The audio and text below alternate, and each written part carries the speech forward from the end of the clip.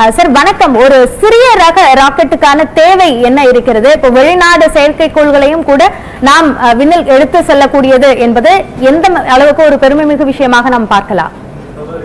உள்ளபடியே இந்திய விண்வெளி வரலாறு என்பது மிக எளிமையான முறையில் ஒரு 60 ஆண்டுகளுக்கு முன்னால் திருவனந்தபுரம் பகுதியில் தொடங்கினாலும் இன்று உலக அளவில் மைய தலைமைகள் என்கின்ற அளவு சிறப்பான வகையில் தன்னிறைவு பெற்ற ஒரு அமைப்பாக ஒரு விண்வெளி ஆய்வுக்கூடம் திகழ்ந்து வருகிறது என்பது நான் பெருமைப்படுகின்றேன்.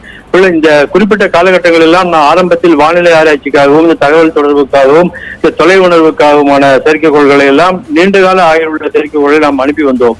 ஆனால் அதனுடைய அடுத்த பரிணாமமாக வேற்று கிரகங்களுக்கு செயற்கைக்கோள் அனுப்புவது, செவ்வாய் சந்திரன் போன்ற பயணங்களை எல்லாம் நடத்தினோம். அதை தவிர நாம் மற்ற நாடுகளுடைய செயற்கைக்கோள் அனுப்புவது ஒருபுறம் இருந்தாலும் நம் நாட்டு மாணவர்களுக்கான செயற்கைக்கோள்களை கூட நாம் இதுவரை நம்முடைய ஏவுகணைகள் வைத்து ஏற்கனவே அனுப்பியிருக்கின்றோம். ஒரு 10-15 இத்தகைய மாணவர் தயாரித்த செயற்கைக்கோள்கள் அதனுடைய எடைக்கு தகுந்தபடி அவற்றை நானோசாட், மைக்ரோசாட் என்றெல்லாம், பிக்கோசாட் என்றெல்லாம்